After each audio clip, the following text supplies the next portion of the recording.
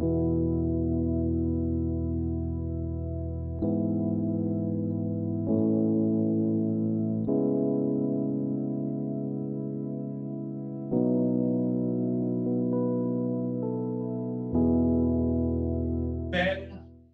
nous voulons bénir ta parole. Nous voulons que ces instants soient des instants de gloire, où tu parleras à chacun de nous, où tu vas déposer ta sémence dans nos cœurs. Merci que l'homme que je suis disparaisse et que toi seul croisses et apparaisse pour que nous reconnaissons ta grandeur. Béni sois-tu pour toutes choses dans le nom glorieux de Jésus-Christ. Alléluia. Merci Seigneur. Nous allons prendre nos Bibles. On va lire deux passages dans le livre de 2 Samuel, chapitre 16, le verset 5 au verset 13. 2 Samuel, chapitre 16, verset 5 au verset 13.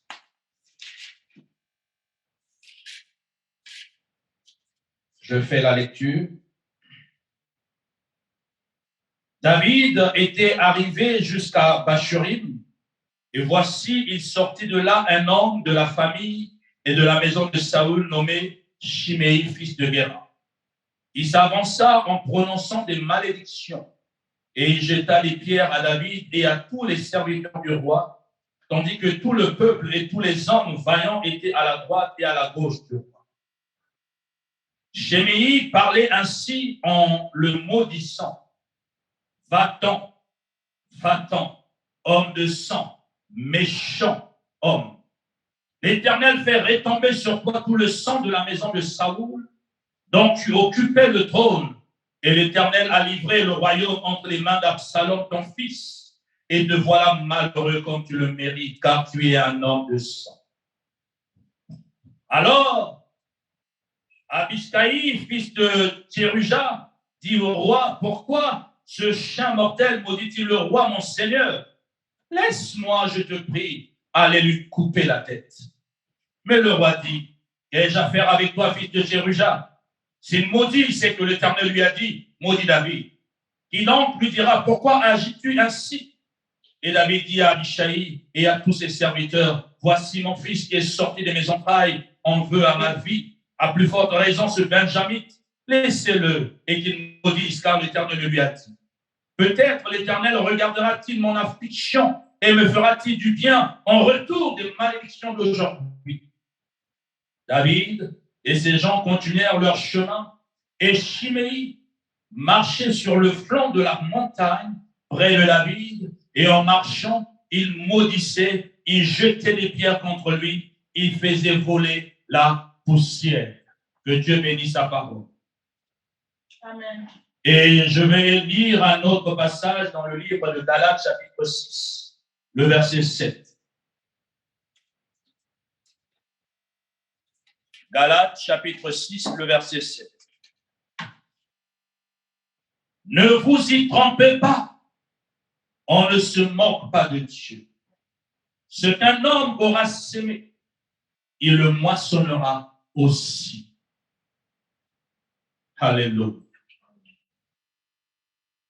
Nous allons nous entretenir sur un thème. Ne sème pas le mal autour de toi. Ne sème pas le mal autour de toi. Voici une histoire que le prophète Samuel va nous présenter dans son livre. La déchéance du roi David par son propre fils Absalom, qui va déchoir son père du trône et chasser son père de son royaume. Et voici que pendant que David est dans cet état de honte, cet état de déchéance, cet état d'abandon, de rejet ou encore de honte complète d'opprobre, lui et ses vaillants guerriers étaient en marche pour aller dans un lieu de refuge. Et pendant qu'ils marchaient, la Bible nous fait mention d'un homme qui s'appelle Shimei. un descendant de la maison de Saoul, à la rencontre du roi David, cet homme va commencer à maudire David. Cet homme va commencer à se moquer de David. Et en jetant des pierres sur David, et prenant même la poussière et jetant sur lui et ses serviteurs. Et nous voyons la réaction d'un serviteur de David qui était vraiment en colère. Abishai, lui, il va dire non, maître, mon roi, mon seigneur, c'est pas acceptable qu'un incirconcis comme lui puisse manquer de respect à mon roi. Et permets-moi d'aller et lui couper la tête parce que nous ne pouvons accepter une telle chose à l'encontre du roi. David dira non, non, laisse faire. J'aime bien le mot. C'est pas que David accepte la chose, mais David dit laisse faire. Qui sait si c'est Dieu qui a permis à ce temps, parce qu'il ne pouvait pas le faire si Dieu ne l'a pas permis. Et qu'il commence à me maudire, il se peut que Dieu puisse regarder mon affliction et cette honte qu'on est en train de m'attribuer afin que Dieu ait pitié de moi. Et David va laisser faire. Et cet homme, Shimei, va commencer et continuer à injurier, continuer à sortir des paroles méchantes à l'encontre de David, jeter des pierres, la poussière. Et l'histoire se termine par là et le roi partit. Pourquoi est-ce que notre thème dit ne sème pas le mal autour de toi? Vous savez, dans la vie d'aujourd'hui, de nos jours surtout et sur terre, nous pouvons constater une certaine injustice autour de nous, dans la vie de tous les jours, dans nos relations différentes que nous avons. Une certaine injustice qui n'a pas de nom. C'est-à-dire que, au lieu d'avoir ou de posséder ou d'acquérir ou d'avoir quelque chose de bon, en retour, on nous rend du mal. Et cela blesse, cela touche, cela choque. Et d'autres personnes même sont arrivées au suicide à cause de l'injustice des hommes. D'autres personnes sont arrivées à abandonner le bon chemin à cause de l'injustice des hommes. Et d'autres, deux fois, ont rejeté le Seigneur parce qu'ils ont subi l'injustice, même dans l'Église. De nos jours, nous le voyons, les abus sexuels. Nous le voyons, comment est-ce que les abus d'autorité et l'injustice à l'Église, dans nos relations de tous les jours, dans nos familles, au travail, même dans la justice humaine. Et je vais à un procès, au lieu qu'on rende justice parce que j'ai été une victime, malheureusement, la victime devient même celle qu'on rejette. Et donc, on subit l'injustice, une incompréhension de beaucoup de choses. Et cela peut créer différents sentiments en nous. Cela peut provoquer certaines réactions en nous. On a vu des gens, parce que leur enfant a été tué, ils ont pris une arme et sont allés se venger en tuant plusieurs, faisant des dégâts, mais des dégâts atroces. On a vu des gens qui avaient une flamme dans la prière, quelqu'un qui aimait Dieu, mais le jour où il y a une injustice dans sa maison, la personne a complètement délaissé Dieu, la personne a abandonné le Seigneur et cette personne s'est tournée vers des voies qui ne sont pas bonnes. Oui, tu peux avoir toutes sortes de raisons pour ce que tu as subi l'injustice et que tu prennes une décision. Mais ce matin, je veux parler à deux types de personnes. Ceux, ou plutôt cette personne ou ces personnes qui commettent l'injustice et les personnes qui subissent l'injustice, qui sont victimes de l'injustice. Voici cet homme Shimei que la Bible nous présente. Cet homme va se moquer. D'ailleurs, vous vous souvenez, il y a 2 semaines, nous avons parlé des hommes à avoir autour de nous. Et je dirais, Shimei, c'est le genre de personne qu'il ne faut pas avoir autour de toi. C'est une personne qui n'attend que ta chute pour commencer à se moquer de toi. Vous savez, on a des amis, j'ouvre juste une parenthèse, on a des gens autour de nous que toi, tu t'appelles amis. Tu as des gens autour de toi que tu appelles famille. Tu as des gens autour de toi que tu appelles serviteur ou servante de Dieu. Malheureusement, ces gens attendent ta chute juste pour qu'un jour, en lingala, j'aime bien les exposer. Et suis. Vous savez, quand quelqu'un se réjouit du mal de l'autre, Ils attendent que l'occasion, qu'on te vire du travail, on dit enfin, on va voir comment est-ce que lui qui se baladait avec sa voiture, qu'on pensait que non, il est arrivé. Voilà maintenant qu'on a ravi toutes ces choses. En fait, des gens qui n'attendent, qui ne le disent pas. Ils sont autour de nous. Ils sourient, ils se disent, ah, Dieu t'a béni, papa Romain, waouh, Dieu t'a béni. Mais dans son cœur, il est en train de dire que tu chutes. Ah, on verra. Et quand tu vas chuter, c'est là que tu entendras cette personne. Et tu es même choqué d'entendre cela de sa bouche. Parce que tu considérais cette personne comme étant ton meilleur ami. Tu considérais cette personne comme étant serviteur de Dieu. Tu considérais cette personne comme étant quelqu'un que tu honorais, que tu aimais, que tu avais de la considération.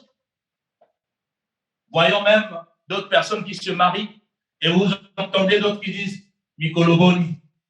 Hein? Au lieu de se réjouir, mais ils sont déjà en train de dire non, ce mariage ne fera pas 2 ans, 3 ans, il va s'arrêter en cours de route. On a des paroles et c'est des chiméries. C'est les gens qui sont là à attendre notre chute. Ces gens qui sont là parce qu'en réalité, ils sèment le mal, mais en profondeur et caché. Mais ce sont des gens qui sont en train de s'aimer le mal. Faites attention à ce genre de personnes. Ces gens existent. Des gens comme l'autre qui vont créer un obstacle dans ta vie pour que tu n'avances pas. Des gens comme l'autre qui vont venir maintenant au jour où toi aussi tu commences à être élevé comme eux. Ils vont commencer à te nuire pour t'empêcher que tu n'avances. Et je crois l'avoir déjà prêché, il y a certaines séparations qui s'imposent dans la vie. Vous savez, dans la vie, certaines séparations doivent s'imposer. Même si tu es enfant de Dieu, frère, tu pries le Seigneur, moi aussi je prie. Mais nos 2 chemins ne sont pas bons. Nous ne devons pas cheminer ensemble. Il y a des hommes de Dieu, il faut savoir se séparer d'eux. Il y a des frères en Christ, il faut savoir se séparer d'eux. Il y a des sœurs en Christ, il faut savoir se séparer d'eux. Il y a des amis, même si ta vie dépendait, mais il faut savoir se séparer parce qu'au finish, ils peuvent t'apporter la mort. Au finish, ils peuvent t'emmener à abandonner certaines choses. Il faut avoir certaines séparations dans la vie. Et je reviens dans notre sujet. Je vais d'abord m'adresser aux gens qui sèment le mal. Bien aimé, le mal n'est pas une bonne chose. L'apôtre Paul dit, dans le livre de Galates 6, au verset 7, il nous donne un avertissement. Si vous lisez très bien, c'est un avertissement. Au reste, frère, je vous interpelle, il nous interpelle en disant, on ne se moque pas de Dieu. Ce que l'homme aura sémé, il le moissonnera. C'est le principe que, quand je fais du mal, sache-le qu'autour de moi, ce que je suis en train de faire, je finirai par le récolter. Le mal n'est pas bien, mon frère. Ne sème pas la jalousie autour de toi. Ne sème pas la méchanceté autour de toi. Ne sois pas cette personne qui va créer la chute de l'autre. Ne sois pas cette personne qui va vouloir qu'autour d'elle ou autour de soi, que les gens soient toujours en bas, que toi tu sois en haut. Ne sois pas ce genre de personne. Quand l'autre réussit, toi tu lui souhaites le mal et la chute.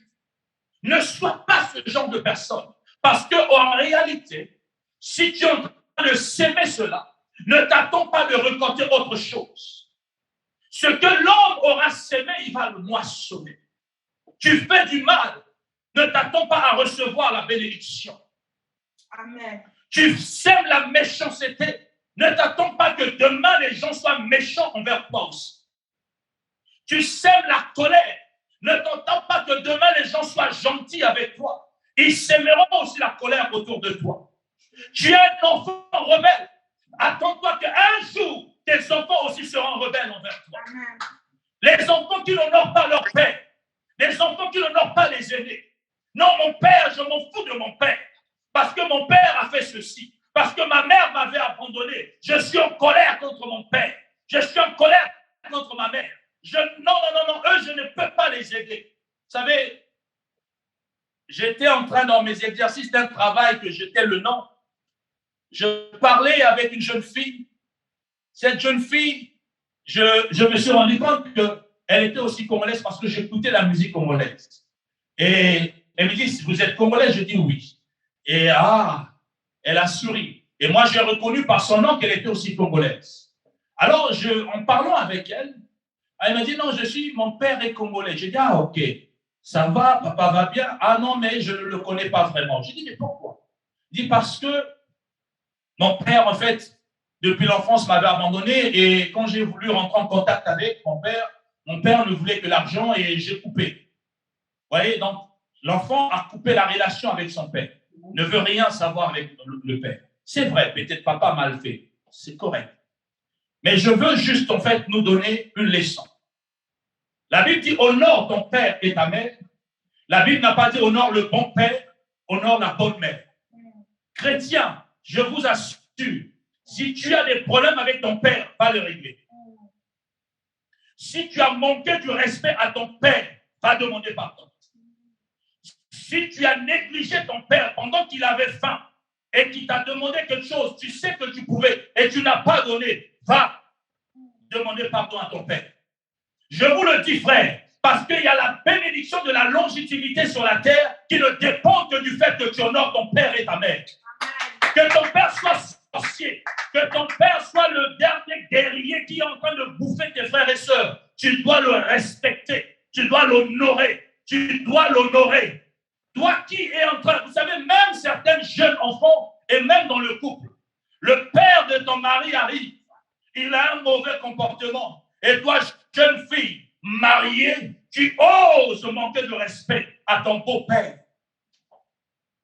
Toi aussi, beau-fils, la mère de ta femme arrive, elle a un mauvais comportement, tu oses manquer de respect à cette femme. Va demander pardon. Que tu aies raison, que tu aies tort, tu n'as pas le mandat ni le droit. Parce qu'en réalité, frère, le droit leur a été donné. Que tu le veuilles ou non, c'est Dieu qui a voulu que tu naisses dans cette famille. Dieu sait que l'homme qui est là, Dieu connaît le futur. Donc Dieu sait que ton père est un sorcier, mais Dieu a voulu que tu naisses dans la famille de sorciers. Et toi, tu veux manquer de respect. Mais Dieu a dit que ton père est un Dieu sur la terre. Ne sème pas, parce qu'en réalité, frère, il y a certaines bénédictions que tu ne pourras pas posséder, même si tu es enfant de Dieu. Tu pries, tu parles en langue, le ciel s'ouvre. Mais laisse-moi te dire, si tu sèmes ce mal, tu récolteras aussi le mal. Et tes enfants finiront un jour à te manquer aussi le respect et à te tasser que tu es sorcier ou sorcière. Un jour, tes enfants aussi vont te rejeter comme tu as eu à rejeter ton père. Un jour, tes enfants aussi, que toi tu penses qu'aujourd'hui tout va bien, ils te disent, maman, nous t'aimons, papa, on ne va jamais t'abandonner. Toi aussi, quand tu étais enfant, assurément, un jour, tu as dit à ton père que je ne vais. Tu l'as dit, même à tes 5 ans, peut-être que tu n'étais pas conscient. Mais quand tu as commencé à raisonner, tu as rejeté. Ne fais pas ça. Ne faisons pas ça tous ensemble. Le mal est une mauvaise chose. Dans ton entourage avec tes amis, tu sèmes le mal. Tu fais du tort aux gens. Tu es rebelle. Tu ne veux pas écouter les consignes. Tu ne veux pas suivre ce que tes autorités te donnent. Tu ne veux pas. Non, ça c'est le mal. Et laisse-moi te dire que toi aussi tu vas récolter la même chose. Ne faisons pas cela. Quelqu'un qui te fait du bien, mais tu lui fais tout le temps du mal. Tu critiques derrière son dos. Tu parles du mal de lui. Tu fais des choses qui sont horribles. Ne fais pas cela.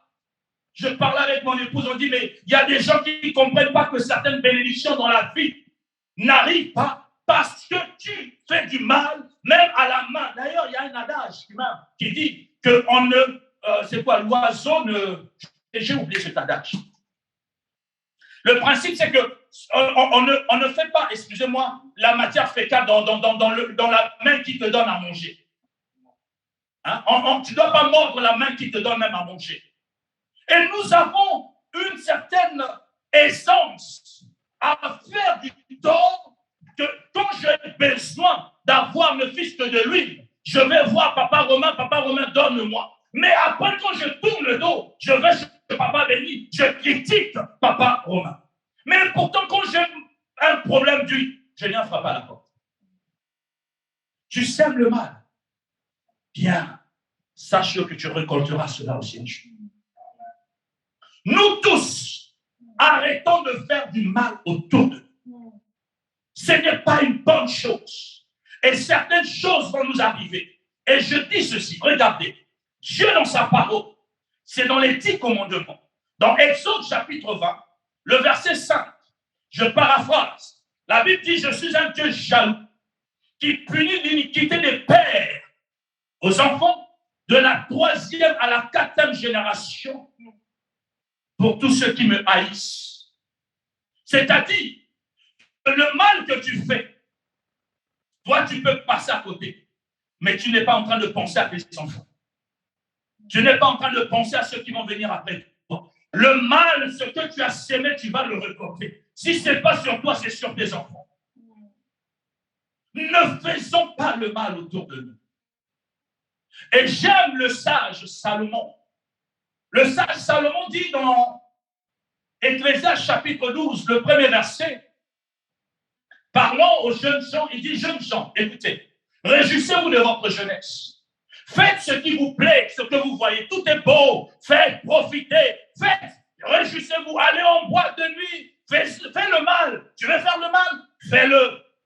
Fais. Mais il termine son verset en disant, mais garde en esprit que Dieu t'emmènera au jugement un jour. C'est-à-dire que Dieu te demandera les comptes un jour. Dieu me demandera les comptes un jour. Quoi que je fasse, pense au lendemain. Pense au lendemain. Aujourd'hui, tu te réjouis du mal que tu es en train de faire parce que le mal n'a pas encore frappé à ta porte. Mais sache que demain aussi, le mal pourra changer de porte et viendra maintenant dans ta maison. Ce n'est pas une bonne chose.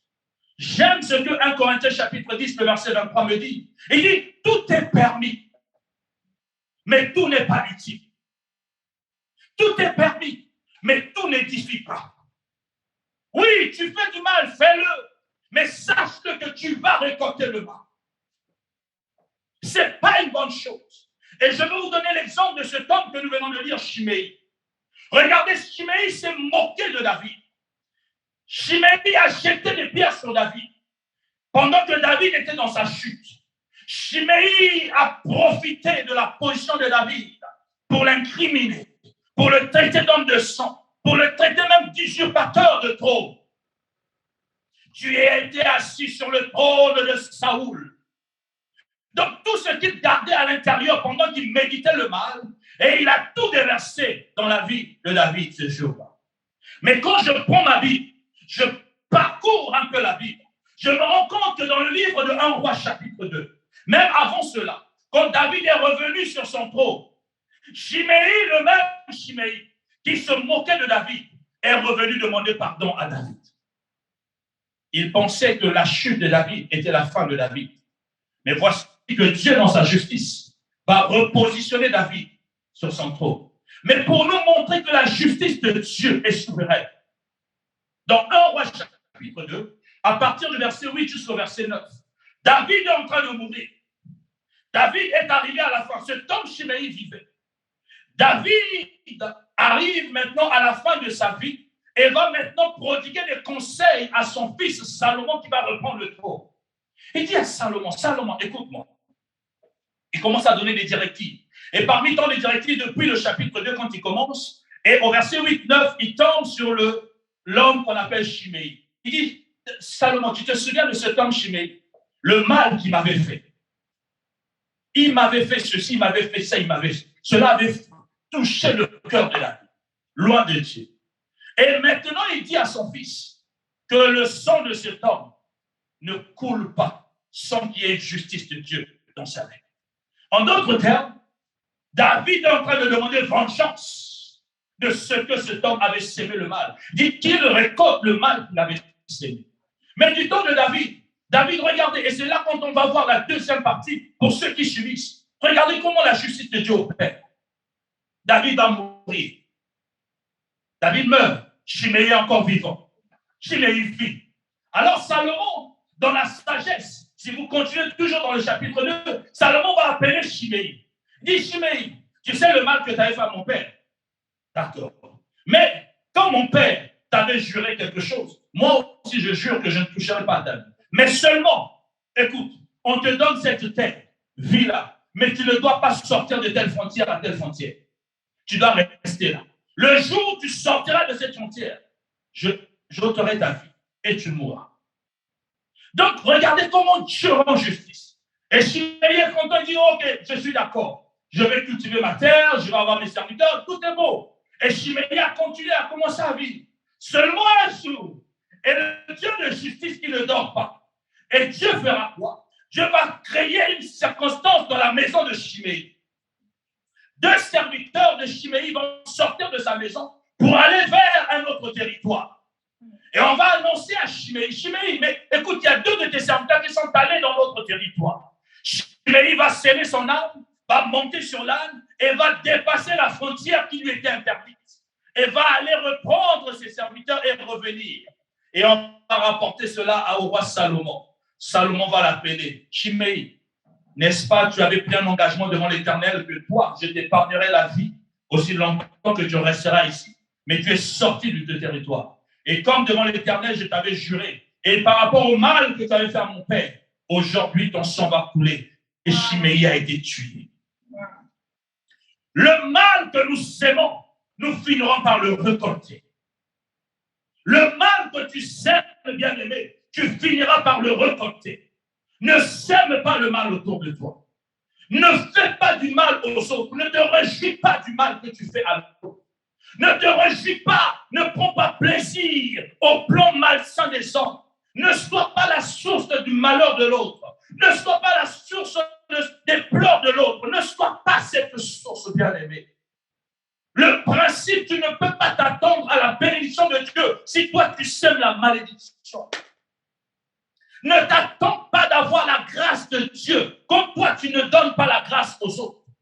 Toi tu ne partages pas, mais tu veux qu'on te partage. Frère, c'est un dysfonctionnement total. On ne donne qu'à celui qui donne. Apprends à donner, mais donne ce qui est bien, on te rendra aussi le bien. Fais du bien, on te rendra du bien. Mais si tu sèmes le mal, tu moissonneras le mal. Ne fais pas du mal autour de toi, frère. Non, ma soeur. Ce matin, je nous exhorte. Des gens qui tu prends plaisir à faire du mal. Et il y a plusieurs manières de faire du mal autour. Tu blesses par tes paroles. Tu blesses par tes actes. Par ton manque de reconnaissance, tu fais du mal à celui qui te fait du bien. Tu rejettes les autres, tu fais du mal. Tu veux dominer sur les autres, tu veux imposer ton opinion aux autres. Tu ne veux pas accepter les opinions des autres. Tu fais du mal autour de toi. Un enfant de Dieu ne doit pas être source au mal. Un enfant de Dieu ne peut pas avoir ce plaisir. Si un jour, la chute de quelqu'un, peu importe, et là je parle à nous tous, je parie que tous nous sommes tombés là-dessus. Combien de fois un jour, on est venu te dire que la personne qui t'avait fait du mal a chuté. Qu'est-ce que tu es là à fêter? Tu te réjouis. Hein? Tu sais le malheur de l'autre. Et tu attends que cet homme-là tombe. Nous ne devons pas prendre plaisir. La Bible dit ceci dans le livre de Romains chapitre 12. À partir du verset 19 jusqu'au verset 20. Ça, c'est le principe de la justice de Dieu. La Bible dit, ne rendez le mal par le mal, mais rendez le mal par le bien.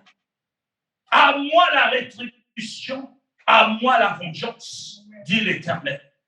Ici, je parle à 2 personnes. Dans ce verset de Romains, Dieu est en train de dire, nous ne devons pas rendre le mal par le mal. Nous devons apprendre à faire du bien autour de nous. Et je veux terminer par cette catégorie. Toi qui as subi l'injustice, toi à qui on a blessé, toi à qui on est venu, tu sais que c'était mon frère, c'était ma soeur. Hein, ma soeur qui me critique, mon mari qui me critique, c'est mon épouse qui me critique, c'est mes amis c'est le pasteur qui me fait du mal. Toi, tu as subi l'injustice. Dieu est en train de te dire, ne rends pas le mal par le mal. Rends le mal par le bien.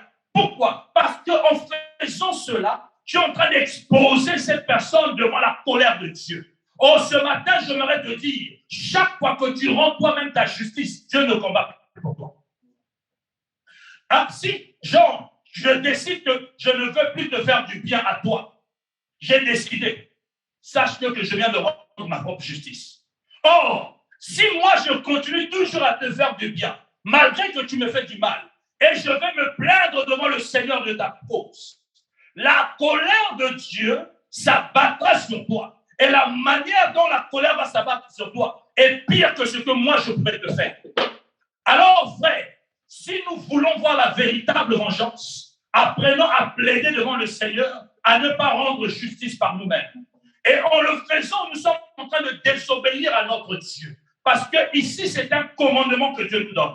Dieu ne nous donne pas une suggestion. Dieu ne nous dit pas, hein, je t'exhorte. Non, c'est un commandement. C'est une ordonnance. C'est-à-dire que chaque fois que j'ai rendu le mal par moi-même, j'ai désobéi à la volonté de Dieu. Et c'est là que bon nombre, ceux qui subissent l'injustice, décident de se venger par eux-mêmes. Ce n'est pas la justice de Dieu. Ne le fais plus, mon frère. Ne le fais plus, ma soeur. Ne te venge pas par toi-même, mais continue à faire du bien. Et même dans le verset de Galates, chapitre 6, que nous avons lu, au verset 9 jusqu'au verset 10, la Bible dit, ne nous lassons pas de faire du bien. Ne nous lassons pas. Ne te fatigue pas de faire. Oh non, moi je ne veux plus aider les gens parce que 10 000 personnes que j'ai aidées, ils m'ont déçu. Ils n'ont pas été reconnaissants. Ils m'ont critiqué. J'arrête de faire du bien aux gens. Ne le fais pas, c'est une erreur. Toi, continue à faire. Dieu, en son temps, va te récompenser. Et Dieu te justifiera devant ces hommes et ces femmes qui ont été méchants à ton corps. Ne faisons pas cela. La Bible nous donne, bon, je vais prendre juste 2 exemples dans la Bible, pour reconnaître que les bienfaits que nous posons sur la terre, nous les récoltons. Et avant de citer ces personnes, j'aimerais dire à une personne, vous savez, il y a des gens qui t'ont aidé, non pas à cause de ce que toi tu as fait du bien, mais à cause que ton père un jour avait rendu service à quelqu'un. À cause que ton frère un jour avait rendu service à quelqu'un. En se souvenant de ton grand frère, un jour, on était en train de taper mon frère, mais j'ai vu ton frère qui m'avait secouru. Moi aussi, je veux me battre pour toi. Et alors que toi, en réalité, tu n'as jamais fait quelque chose pour moi.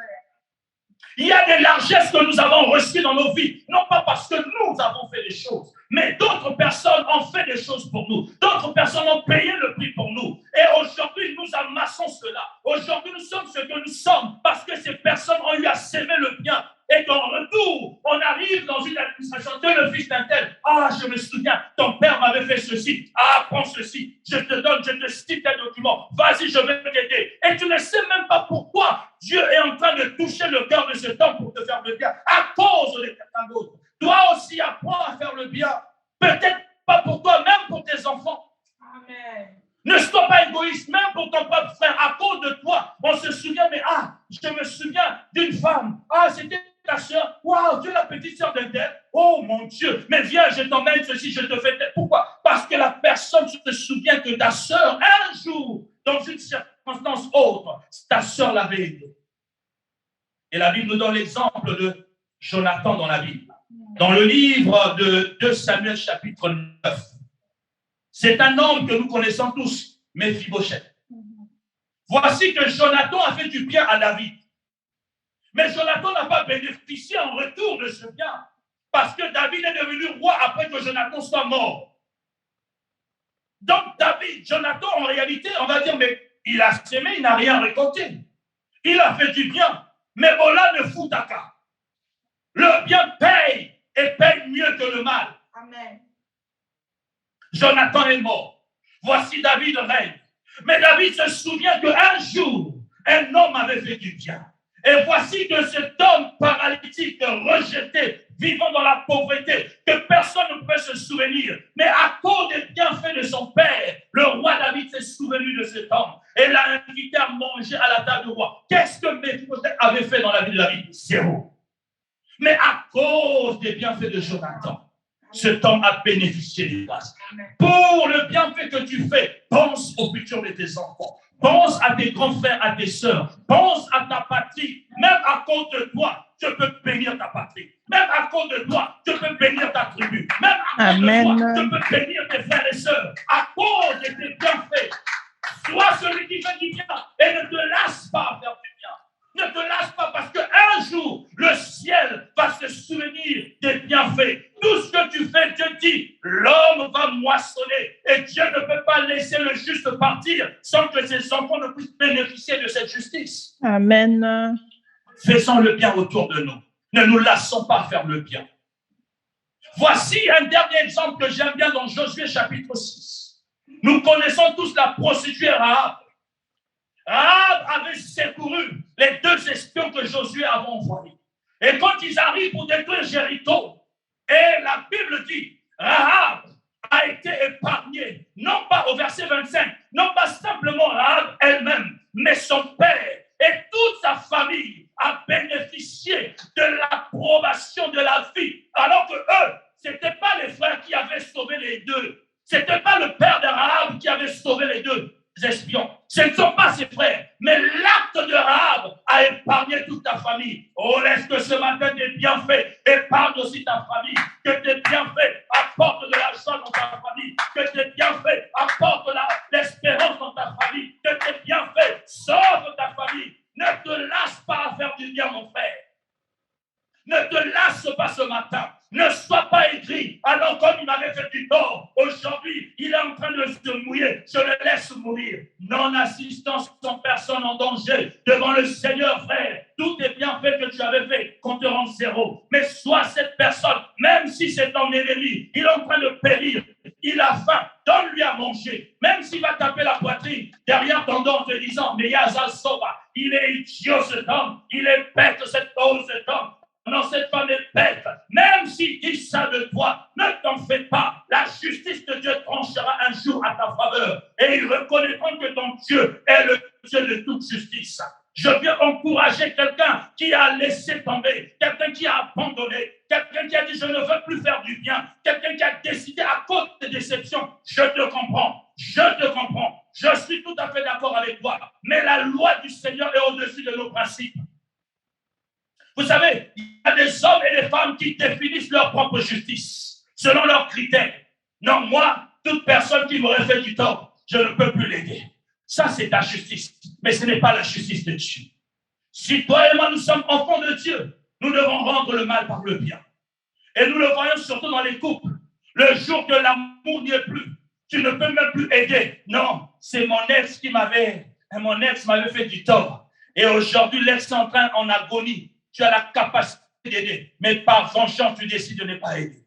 Non, c'est le monsieur qui avait ravi la parcelle à mon père. Le monsieur en train de mourir, j'ai la capacité d'aider et je décide de ne pas le faire pour la vengeance au nom de mon père. Tu viens de fauter, tu viens de pécher. Ce n'est pas la justice de Dieu. Laisse Dieu lui-même rendre justice. Dieu fera que la justice vienne te récompenser. Mais ce matin, je nous encourage. Dieu saura. Regardez, Salomon n'a pas tué Chiméi. Il avait le pouvoir en tant que roi. Mais Chiméi lui-même s'est mis en faute. Chiméi, c'est-à-dire que la cause est venue de Chiméi lui-même. Ah, ce n'est pas à toi, ce n'est pas à moi de rendre la justice. La vengeance, ce n'est pas à toi ni à moi. J'insiste, chacun de nous lise très bien Romains chapitre 12, le verset 19 au verset 20. J'insiste sur ce principe. Non, je ne veux plus faire ceci. Non, je suis fatigué. Oui, je sais que l'injustice fera partie de la vie de tous les jours. Frère, il y a l'injustice. Non, ma belle famille ne m'aime pas. Je ne veux même plus envoyer, comme mon mari dit, envoie même $10.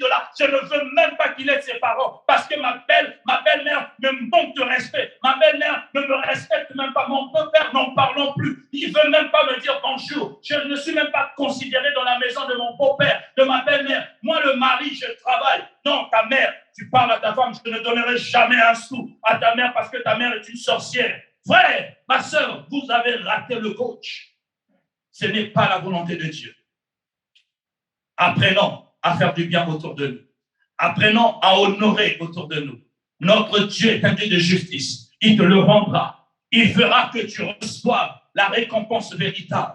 Alors, ce matin, si tu étais dans la catégorie de deuxième personne qui subissait l'injustice et tu avais pris la résolution de ne plus faire du bien, reprends à faire du bien. Et si tu étais cette personne qui faisait le mal, sache-le que tu finiras mal aussi, parce que ce que tu auras sémé, tu vas le moissonner. Oh oui, ce matin, je ne sais de quel côté es-tu. Est-ce que tu es du côté des bourreaux ou tu es du côté des victimes? Mais dans les deux cas, que ce soit toi, que ce soit moi, on est d'un côté ou de l'autre côté. On doit réparer ce tort. On doit se repositionner. Et que ce matin, le Saint-Esprit t'aide. Ce matin, Église, vraiment, vous et moi, EEI, que Dieu nous aide. Vraiment, réconsidérons nos positions. On a pris des décisions. Je n'irai plus jamais voir un tel. Je ne veux plus recevoir un tel. Je ne veux plus voir un tel. Je ne veux plus m'approcher d'un tel. Je ne veux plus parler à un tel. C'est vrai. Tu as totalement raison. Ce n'est pas faux. Mais laisse-moi te dire, ce n'est pas ce que tu ressens qui compte devant le trône de Dieu. C'est sa parole qui compte au-dessus de tout. Dieu dit pardonne. Pardonne. Ouvre les portes. Mais prie le Seigneur que Dieu te dise le moment que tu dois ouvrir les portes. Ne le fais pas. Juste parce que les pasteurs a dit, donc je peux maintenant tout attention. Je veux clôturer ma parole parce que si je reste là, ça va être quelque chose que ça sera incompris. Va demander à Dieu. Dieu qui te dira, maintenant j'accepte que tu fasses rentrer un tel dans ta maison. Maintenant, toi pardonne. Toi pardonne. Dis à Dieu, j'ai pardonné en tout cas. Mais la décision d'ouvrir les portes dans ta vie, d'accepter cette personne, parce que je peux t'aider, mais tu n'es pas le bienvenu dans ma maison. Ça c'est très important. Je peux t'aider. Aider, il n'y a pas de problème. Je vais t'aider. Mais tu n'es pas une personne que je dois m'asseoir et me confier à toi et continuer la relation comme si hier c'était non. Parce que comme je dis, d'autres séparations, on vit au loin. Toi et moi, on se voit. Tu es dans d'autres vies. Même on est dans la même vie, on se voit dans la rue. Ça va, mon frère, comment tu vas? Mais toi et moi, nous ne sommes pas faits pour marcher ensemble. C'est important. Et cela, c'est le Saint-Esprit qui va t'aider à prendre la décision. Ne prends pas la décision par toi-même, mais rentre dans la profondeur de la prière et que Dieu t'inspire. Que Dieu nous bénisse ce matin. Et si tu veux comprendre comment est-ce qu'on fait le choix, appelle-moi. On pourra en partager, on pourra parler. Mais ici, je te le dis simplement, n'ouvre pas les portes. Parce que le pasteur a dit, ah non, je dois, mais non. Va prier le Seigneur, demande si Dieu accepte que cette personne revienne dans ton intimité ou pas. Et comme je l'ai dit, ici, ce n'est pas question de bien ou de mal. Ici, c'est le faire du bien. Parce que Dieu s'est souvenu de Dorcas. Et Dieu a réveillé cette femme de Actes des Apôtres, chapitre 9, pour ses bienfaits. Faisons le bien, parce que Dieu va nous récompenser. Que le Seigneur nous bénisse ce matin. Que le Dieu de grâce te bénisse dans le nom de Jésus. Amen.